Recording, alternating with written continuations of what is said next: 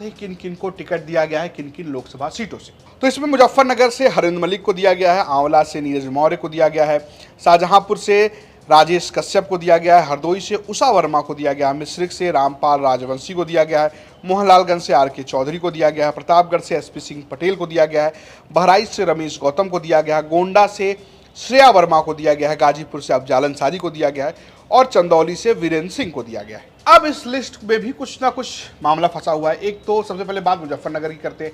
हरिंद्र मलिक की जो सीट है ये पहले जयंत चौधरी मांग रहे थे और माना जा रहा है जयंत चौधरी ने जो बगावत किया समाजवादी पार्टी के साथ गठबंधन तोड़ा, उसकी बड़ी वजह हरिंद्र मलिक और मुजफ्फरनगर सीट थी। और ये बहुत पहले ही यूपी तक ने आपको बता दिया था कि हरिंद्र मलिक के नाम पर सहमति बन गई और लंबे समय से हमने आपको बताया था कि जब से मुजफ्फरनगर के प्रभारी हरिंद्र मलिक बनाए गए तब से माना जा रहा था कि वो यहाँ से चुनाव लड़ेंगे। अब इसके बाद बारी है जिन सीटों पर मामला फंसता नजर आया वो प्रतापगढ़ की सीट है। प्रतापगढ़ की सीट से एसपी सिंह पटेल को टिकट दिया गया है। प्रतापगढ़ की वो सीट है जहां पर दावा कांग्रेस का भी था और दावा अपना दल कबीरावादी यानी पल्लवी पटेल का भी था, माना ये जा रहा है। ऐसा कोई खुलेआम किसी ने दावा नहीं किया है क्योंकि पल्लवी पटेल का दावा इसलिए बनता है क्योंकि ये कुर्मी बाहुल्य सीट है और यहाँ से उनकी माता यानी कि जिन्हें वो राजमाता कहती हैं कृष्णा पटेल जो कि अध्यक्ष हैं अपना दल कबीरावादी की, उनके लड़ने की संभावना जताई जा रही थी। लेकिन समाजवादी पार्टी ने इस सीट पर अपना उम्मीदवार उतार दिया है। बहराइच और गोंडा भी वो सीटें हैं जिस पर कहीं ना कहीं कांग्रेस का दावा था, लेकिन यहां पर भी उम्मीदवार जो है उतार दिए गए हैं। आपको बता दें कि श्रेया वर्मा को टिकट दिया गया है गोंडा से। दरअसल श्रेया वर्मा बेनी प्रसाद वर्मा की पोती हैं यानी तीसरी जनरेशन है।